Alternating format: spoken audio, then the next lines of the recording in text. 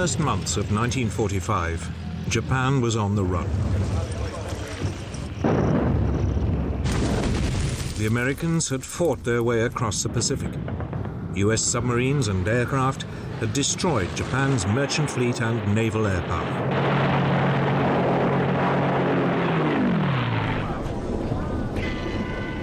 The main Japanese home islands had been cut off from vital supplies of fuel and raw materials.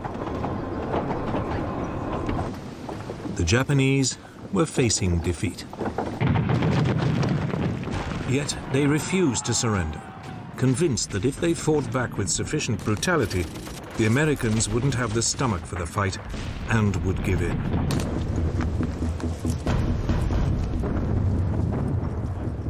Japan made clear that every move towards the home islands would be paid for in Allied blood. It presented the United States with a huge problem. How could Japan be defeated without a terrible loss of American life?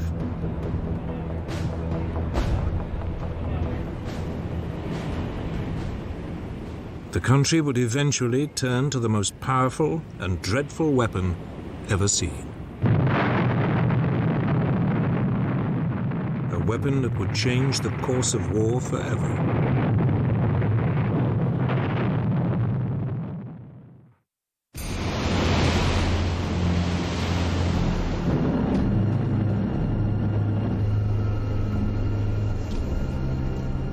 In early 1945, as US military planners considered the next move against Japan, their gaze fell on the Japanese-occupied island of Iwo Jima. It lay a mere 800 miles from the Japanese mainland and would be a valuable base for attacking the country.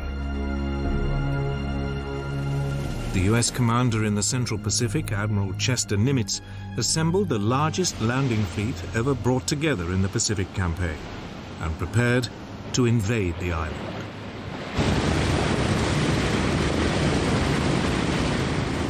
Nimitz was taking no risks. Wave after wave of American aircraft paved the way with a massive aerial bombardment.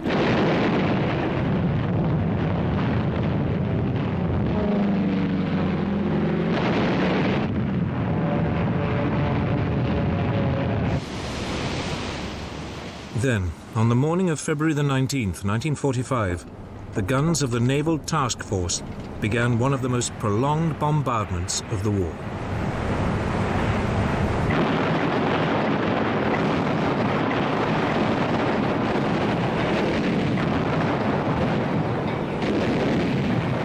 At the same time, landing craft set off for the shore.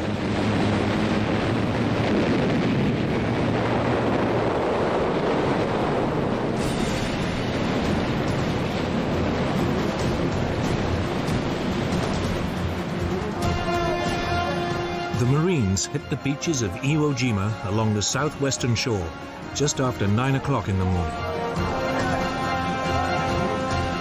For a few moments there was an eerie calm. The massive naval and aerial bombardment appeared to have overwhelmed the Japanese garrison.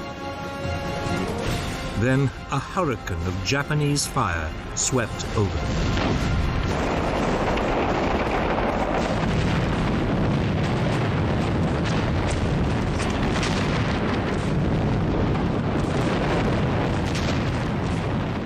General Tadamichi Kuribayashi, the Japanese commander on the island, had told his men to hold their fire until the Americans were right under their guns.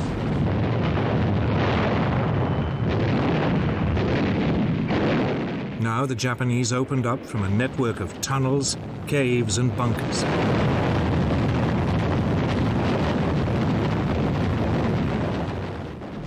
There was carnage.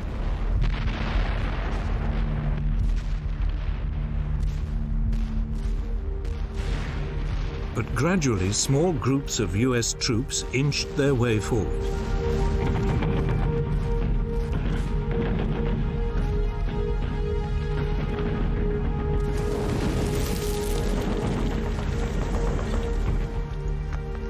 Finally, by the evening, the beachhead had been secured. The task now was to capture the 550-foot-high Mount Suribachi, the heavily defended volcano that dominates Iwo Jima.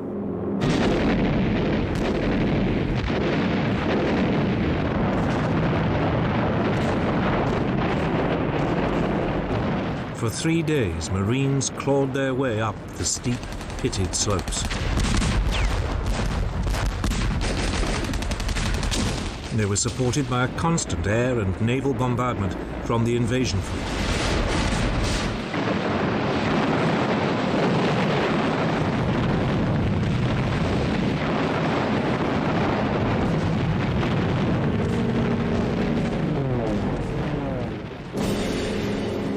Finally, on February the 23rd, 1945, a U.S. platoon led by First Lieutenant Harold Schreier began the final assault, carrying with them a small U.S. flag. They reached the summit and raised their flag using a piece of piping as a pole.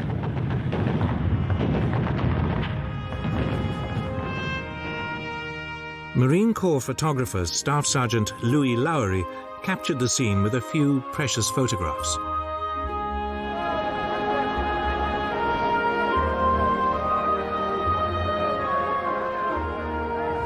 The hard-pressed Marines on the beaches below cheered and wept.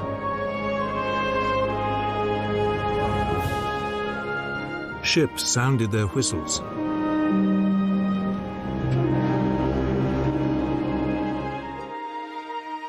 Three hours later, the event was restaged with a larger US flag. The moment was immortalized by photographer Joe Rosenthal with one of the most iconic photographs of the war.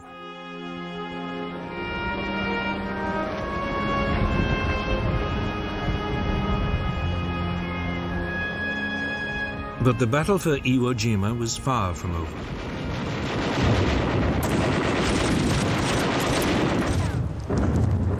The rest of the island was still in Japanese hands.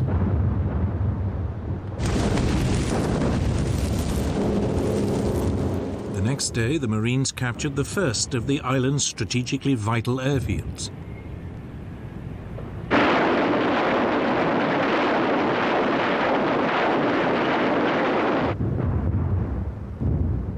But Kuribayashi had told his men to take as many of the enemy with them as possible.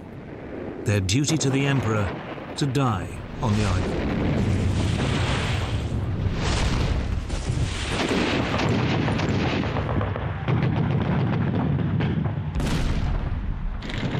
It meant each assault became a bloody frontal affair.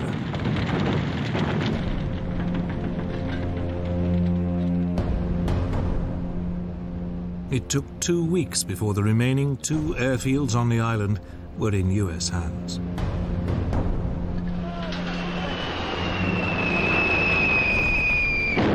Even as the fighting continued, the US Air Force began to make use of Iwo Jima's airfields.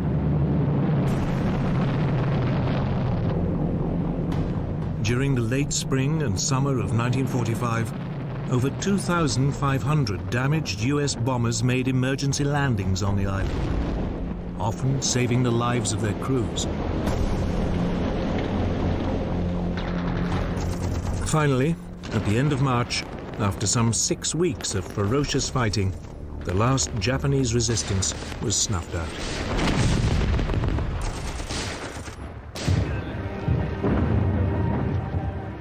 But the capture of Iwo Jima had come at a terrible price.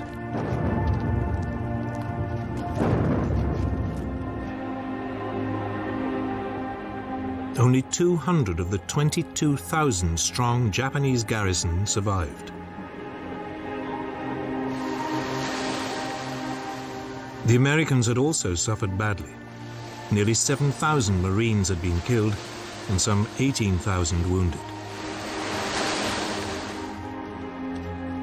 The Americans finally had the base they needed, but it was now clear that unless the US could come up with an alternative, any invasion of Japan would be paid for in tens of thousands of American lives.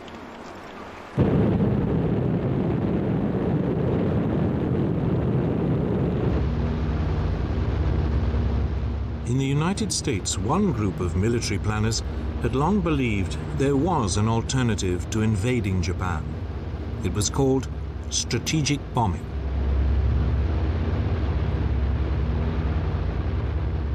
This involved carefully targeted bombing raids designed to destroy Japan's infrastructure, industry, and ability to wage war.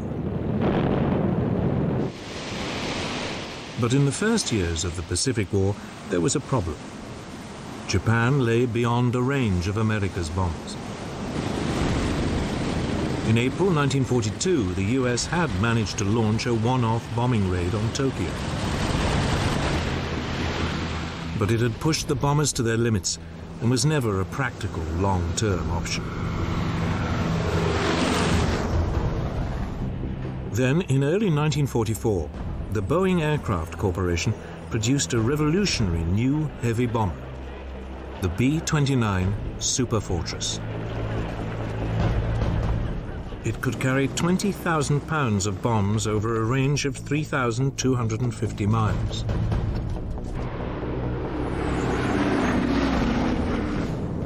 Suddenly, Japan was just about in reach of America's forward bases in the Pacific.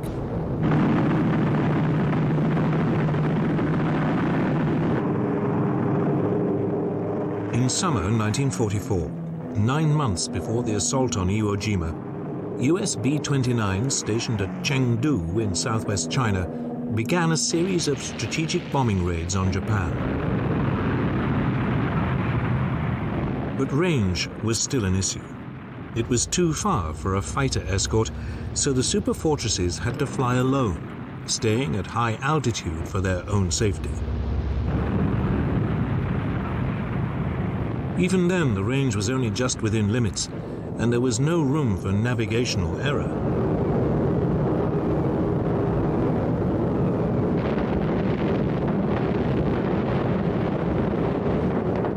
Many of the bombs missed their targets.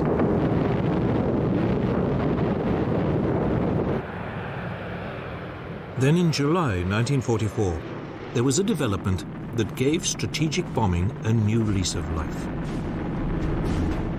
The US Navy captured the Mariana Islands in the Central Pacific. They were only 1,500 miles from the Japanese homeland. This was well within the B-29's operating range. The odds for a successful bombing campaign on Japan had dramatically improved.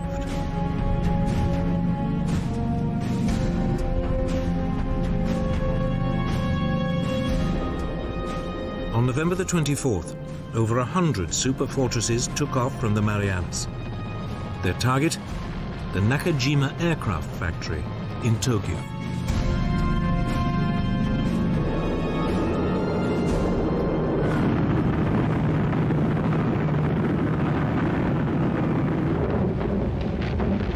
But only 48 bombs struck anywhere near the target. For 3 months, more raids targeted other industrial sites. But the B-29s were still flying without a fighter escort and still dropping their bombs from high altitude. The targets were often obscured by cloud, and jet stream winds made accurate bomb aiming impossible.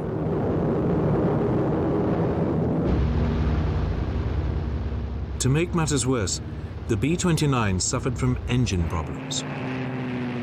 There were also attacks from kamikaze pilots.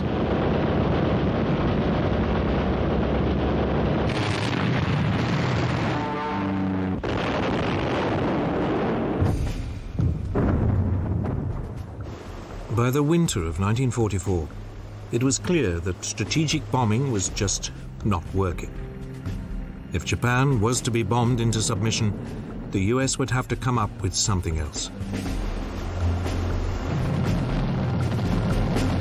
So it was that on December the 18th, 1944, America tried a new tactic. 84 B-29s set off from Chengdu for Japanese-occupied Hankow on the Yangtze River.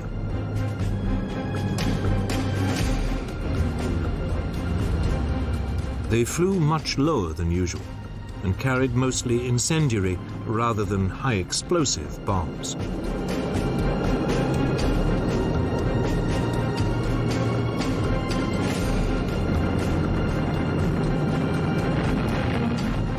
Hankow was devastated.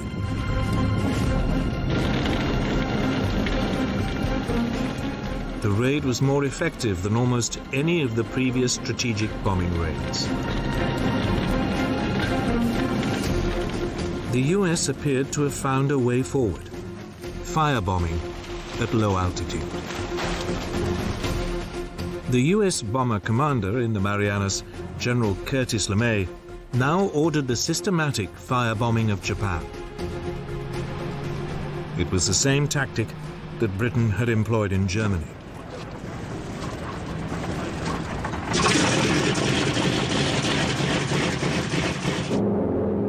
On the evening of March the 9th, 1945, Pathfinder aircraft roared over Tokyo, dropping incendiary target indicators. The fires they started marked the aiming points for almost 300 B-29s. Coming in at just 5,000 feet, they dropped over 2,000 tons of incendiary bombs.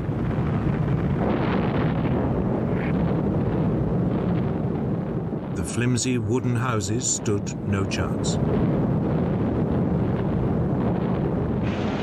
Air was sucked in, creating towering firestorms which raced faster than people could run.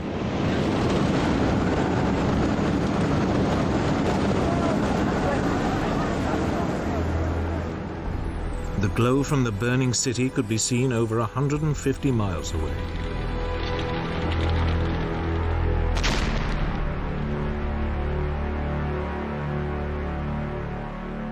When the all clear finally sounded the following morning, 16 square miles of Tokyo had been obliterated. Over 100,000 of its citizens were killed and 1 million made homeless.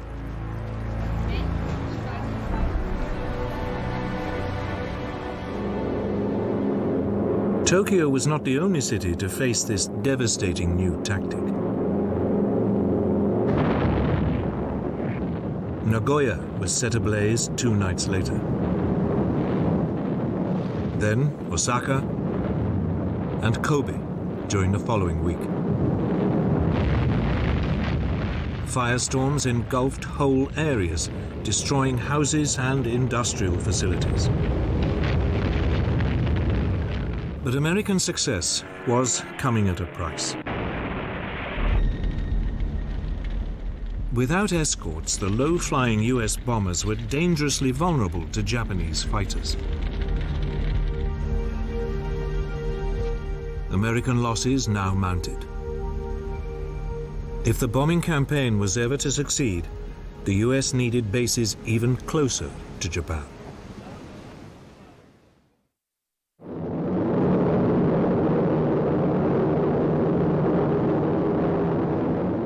Within weeks, Iwo Jima fell. Now, at last, the US Air Force not only had a base for its bombers within easy striking distance of Japan, it could finally use its Mustang fighters to escort them.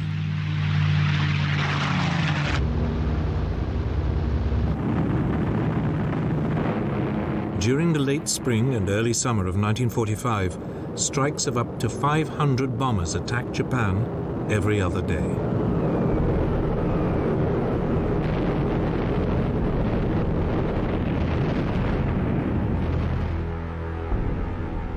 Once the largest industrial areas had been crippled, LeMay moved on to lesser targets.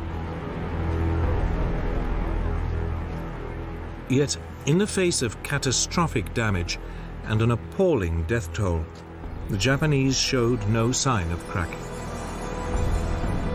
It finally dawned on the Americans that strategic bombing alone was never going to defeat Japan. It looked like a full-scale invasion of the country was becoming inevitable.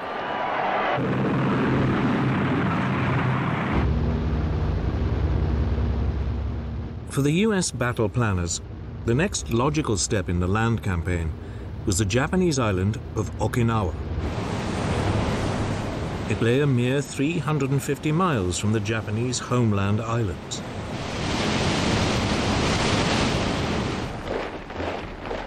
The island was defended by more than 120,000 men. The Japanese commander, General Mitsuru Ishijima, was determined to turn it into an American graveyard.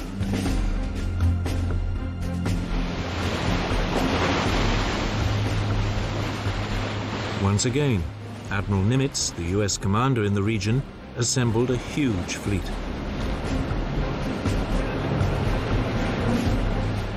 It included 40 aircraft carriers and 18 battleships. The opening bombardment of Okinawa began on March the 23rd, 1945. It lasted for a whole week.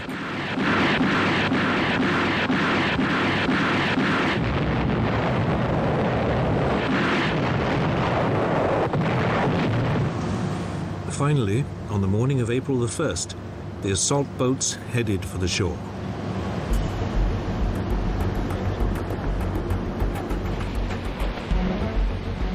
To their surprise, they met almost no opposition.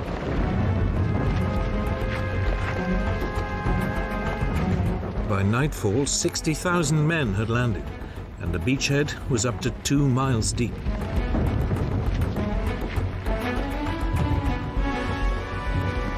For the next 2 days, the US forces built up their strength and pushed across the island. Again, opposition was unexpectedly light.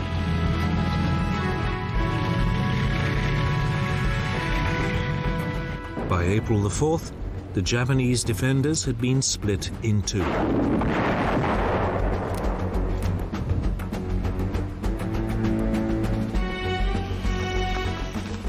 Marine divisions now headed north.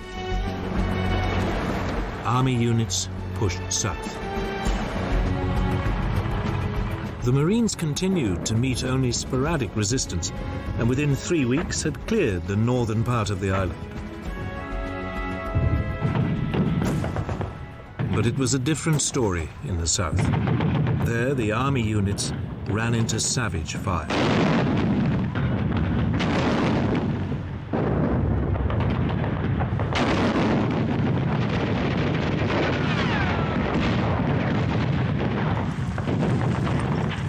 For 10 days, the Japanese held their defensive line.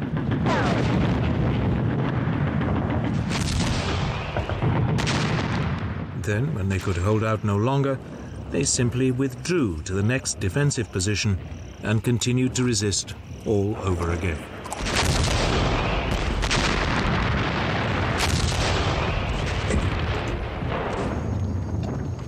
Meanwhile, the Japanese also prepared to launch an air assault on the invasion fleet.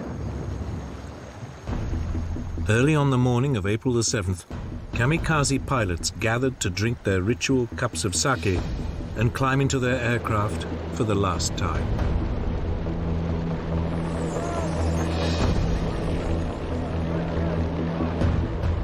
Over 700 aircraft, half of them kamikazes, took off and approached the US landing fleet.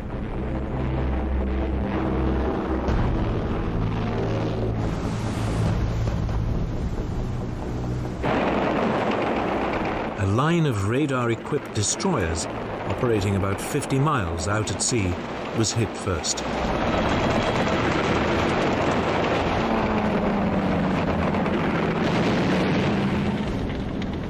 By the end of the first day of the attack, 2 US destroyers had been sunk.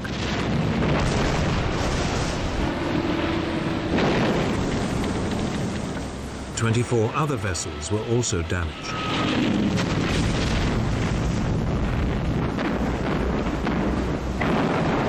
But the Japanese had lost over 300 planes. Over the following days, the Japanese introduced a new weapon.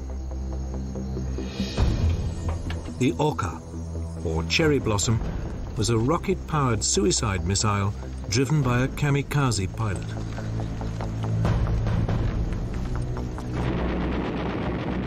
It was launched from a bomber and carried a massive 2,650-pound warhead.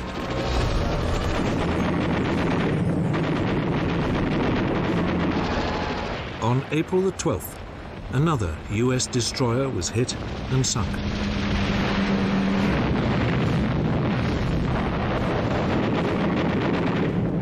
The Oka looked deadly, but US fighters quickly learned to intercept and shoot down the bombers that carried them.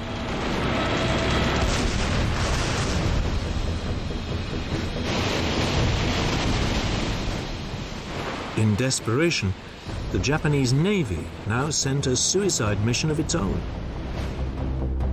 The Yamato, Japan's largest battleship, was loaded with just enough fuel to reach Okinawa and ordered to fight to the death, sinking as many US ships as possible in the process. But as the giant ship approached Okinawa, it was spotted. Some 400 US aircraft descended on it.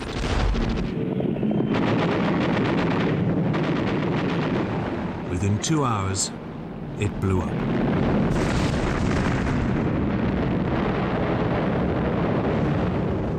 The fireball could be seen for over 100 miles.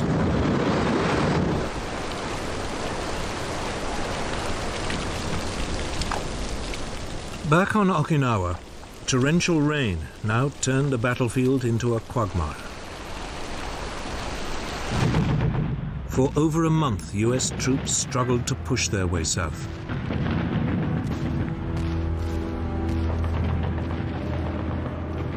Every cave or dugout entrance had to be blasted by flamethrowers, grenades, and explosives. As before, as one defensive line was overrun, the Japanese slipped back to another, and the whole grim business would start again.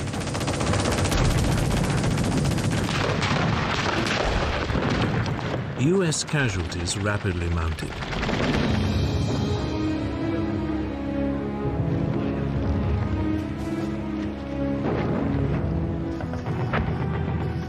Finally, on June the 1st, the town of Shuri was captured.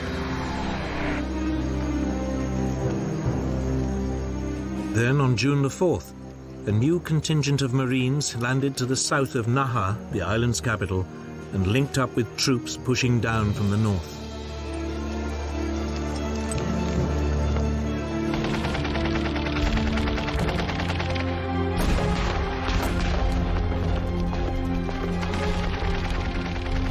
Savage fighting continued, but by June the 17th, the Japanese resistance was collapsing.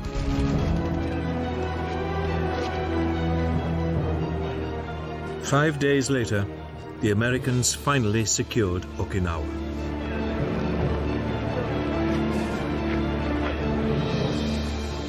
The Japanese commander, General Ishijima, committed ritual suicide, harakiri.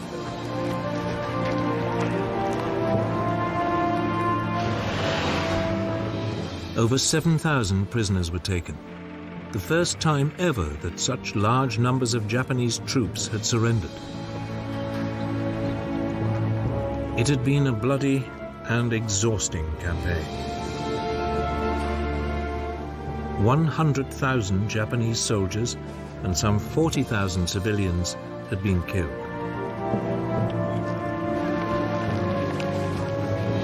The Americans, for their part, had lost over 15,000 men.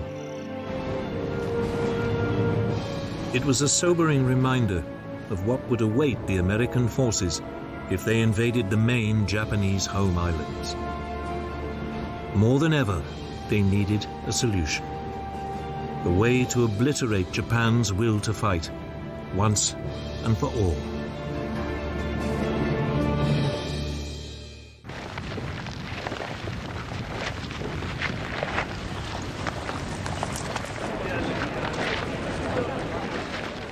The victory at Okinawa meant America's military planners now had to decide what to do next.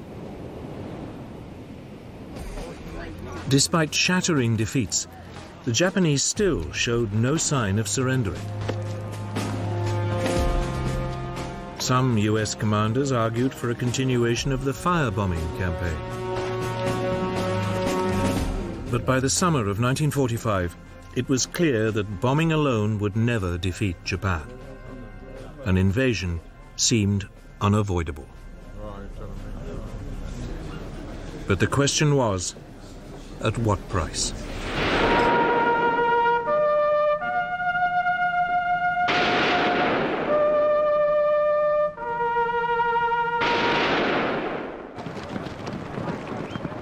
The Japanese had some 1 million men defending the home islands. They were supported by about 5,000 aircraft, and new kamikaze pilots were being trained all the time.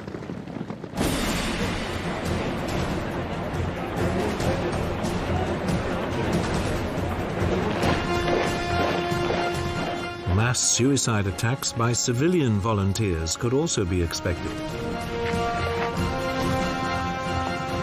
A bloodbath seemed inevitable. It was estimated that over 250,000 American lives might be lost. Then, in July 1945, the new US President, Harry S. Truman, heard about the results of a top-secret Allied scientific research program. It was called the Manhattan Project. For 3 years, Allied scientists had been working on an atom bomb, a weapon that draws on the vast quantities of energy released when an atom is split.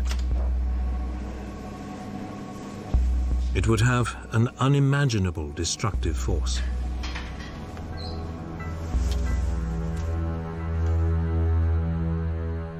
The project was led by US General Leslie Groves, an Army engineer.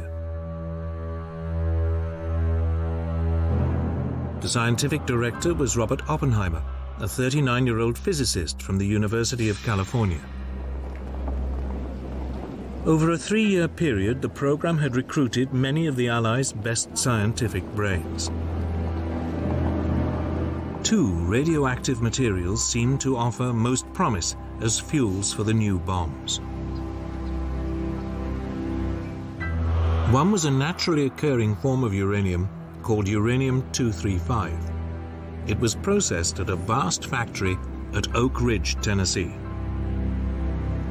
The other was plutonium, a man-made material manufactured in primitive nuclear reactors at Hanford in Washington state. The research was coordinated and conducted by a team of scientists at Los Alamos, a specially built laboratory complex in the New Mexico desert.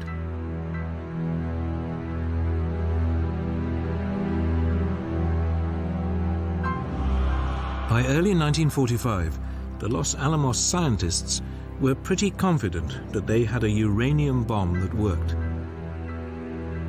But it required huge quantities of uranium-235, and the scientists worried that they didn't have enough of it. So they also designed a second bomb that used plutonium. But this, unlike the uranium bomb, was much less well understood, and they weren't sure it would work. Before it could be used, they would need to test it. By early July 1945, after an expenditure of more than $2 billion, the plutonium bomb was ready for trials. The gadget, as it was called, was mounted on a steel tower in the New Mexico desert. At 5:30 in the morning of July the 16th, the atomic age began.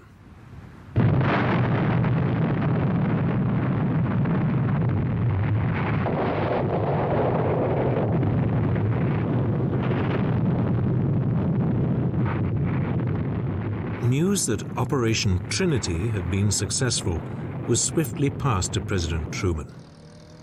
He had recently arrived at a conference in the Berlin suburb of Potsdam, meeting with Stalin and Churchill, discussing the future of Europe.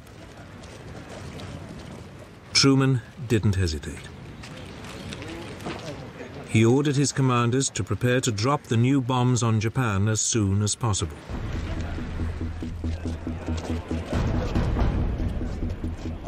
Two bombs, a uranium device codenamed Little Boy and a plutonium bomb called Fat Man, were now transported to the Mariana Islands.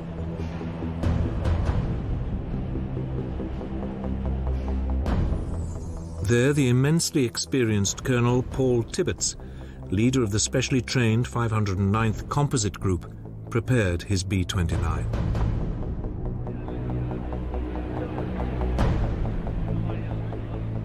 At 2:45 in the morning of August the 6th, Tibbets lifted his plane, named Enola Gay after his mother, off the runway.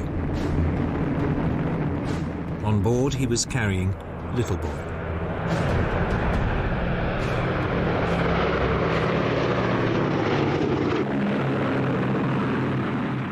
The flight to the target, Japan's fourth largest city, Hiroshima, went without a hitch.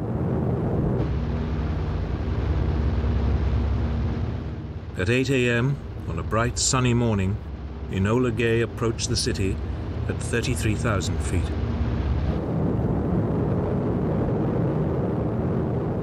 Then, at just after 8:15, Little Boy was released.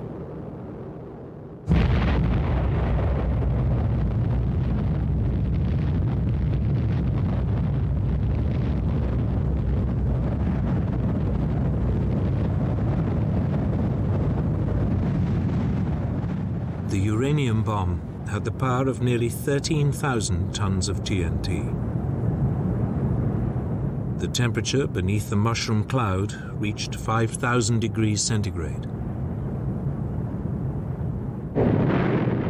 Thousands of people were instantly vaporized.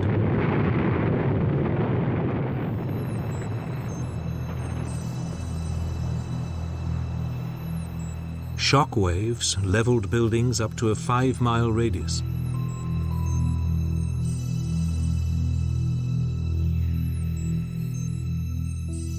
Estimates of the death toll vary hugely.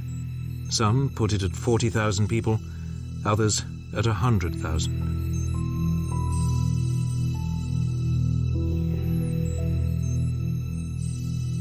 Many suffered from terrible burns and blistering.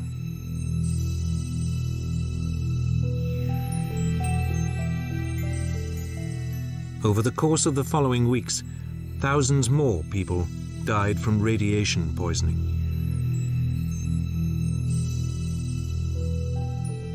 On August the 7th, 1945, President Truman told the world about the bomb and issued Japan with a warning. Let there be no mistake. We shall completely destroy Japan's power to make war. They may expect a rain of ruin from the air, the like of which has never been seen on this earth. But no Japanese surrender was received. 2 days later, on August the 9th, Fat Man was dropped on the major military port of Nagasaki. The plutonium bomb was even more powerful.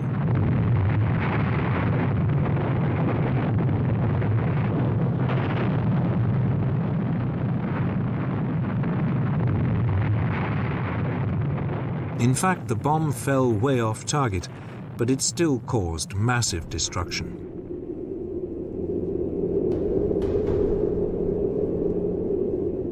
Between 35,000 and 50,000 people are estimated to have died in the explosion.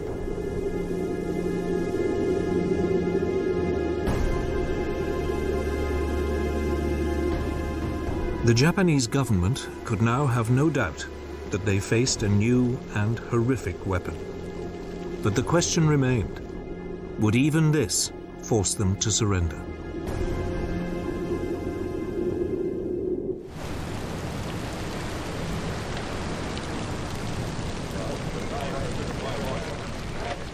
The Nagasaki bomb was followed by a stark warning from U.S. Secretary of State James Burns.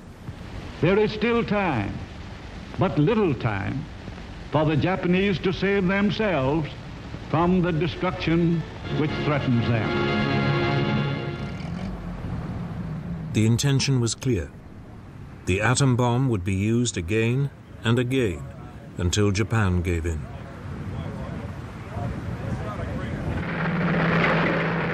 That same day, Japan's position became even more precarious.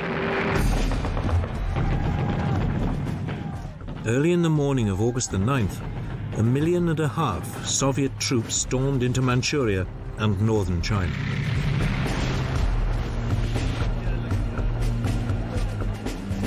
The Soviet leader Joseph Stalin was not only after territory, he wanted a say in any final peace settlement in the Far East.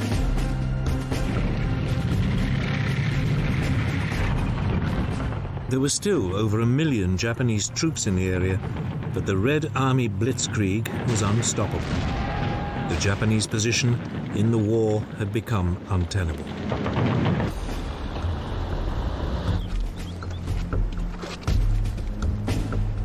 That evening, Emperor Hirohito met with his 6 top military and political leaders. The war cabinet was divided. 3, led by the Prime Minister, Baron Kantaro Suzuki, argued for peace. The other 3 wanted to continue fighting. It was deadlock. Then the Japanese Prime Minister broke with all precedent and asked the Emperor for his opinion. Emperor Hirohito voted for peace, on condition that his position as head of state was maintained. The next morning, the proposal was sent to the U.S. Secretary of State James Burns. Burns rejected it. Only unconditional surrender would do. As the Japanese war cabinet argued amongst itself, Soviet troops continued to tear into Mongolia. At the same time, American fighters now roamed freely over Japan, shooting up military targets and transport links at will.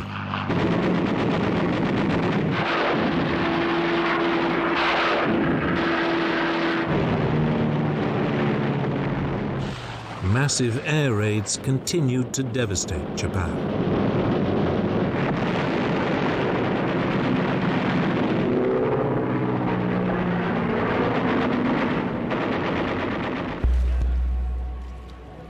Then, on August the 14th, the Truman administration sent word that the Emperor's position would be safeguarded, provided he agreed to accept the orders of the Supreme Commander of Allied forces.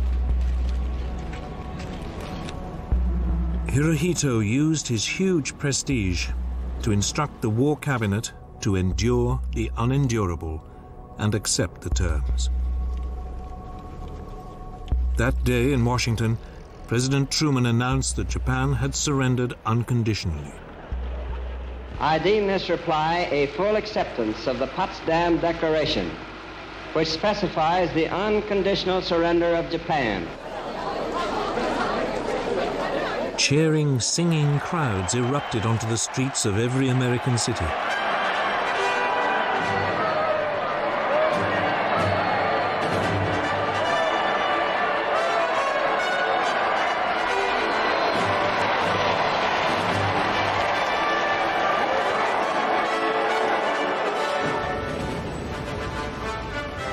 In Britain, it was midnight when the new Prime Minister, Clement Attlee, broadcast the news.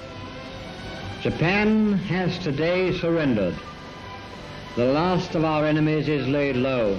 Peace has once again come to the world. Let us thank God for this great deliverance and his mercies. Long live the King. Within minutes, crowds appeared on the streets of London. Many gathered outside Buckingham Palace. A giant street party lasted well into the following day.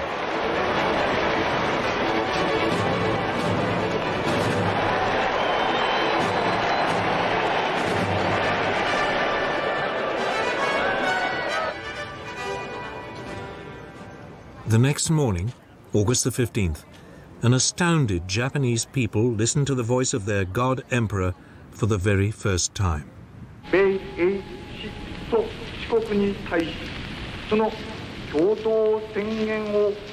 He told them that Japan's position had become impossible, and the country was obliged to surrender. All military forces must lay down their arms.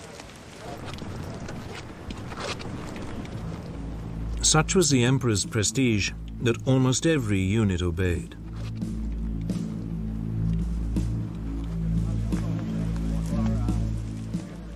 But in Manchuria, despite the Japanese ceasefire, the Soviet forces fought on.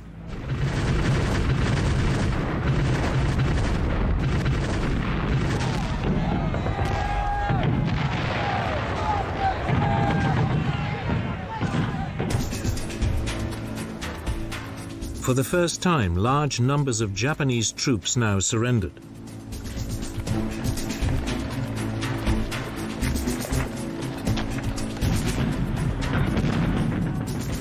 Nevertheless, the Soviets, determined to seize as much territory as possible, continued to advance. Stalin wouldn't stop the fighting for another week. By then, the whole of Manchuria, half of Korea, and part of northern China were under his control.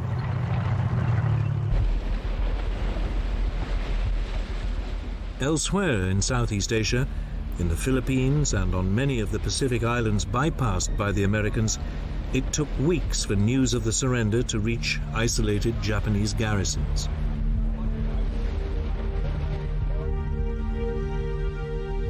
Some Japanese soldiers would remain hidden in the jungle for more than 30 years.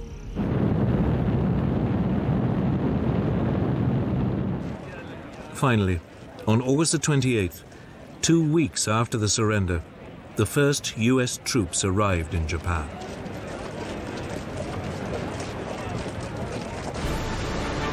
A huge US fleet gathered in Tokyo Bay, sailing past the shattered hulks of the once proud Japanese Navy that they had so comprehensively defeated.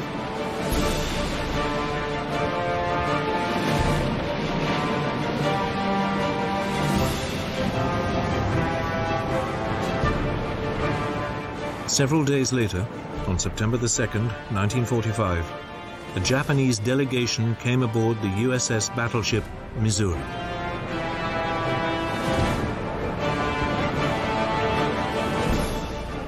On its quarterdeck, the new Japanese Foreign Minister, Mamoru Shigemitsu, signed the document of unconditional surrender.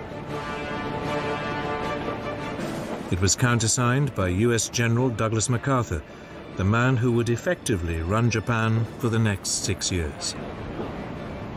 As Supreme Commander for the Allied Powers, I announce it my firm purpose, in the tradition of the countries I represent, to proceed in the discharge of my responsibilities with justice and tolerance.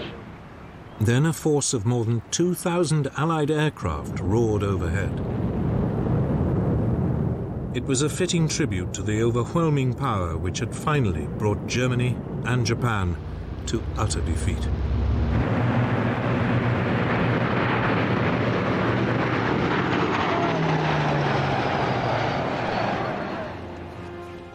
World War II was at an end.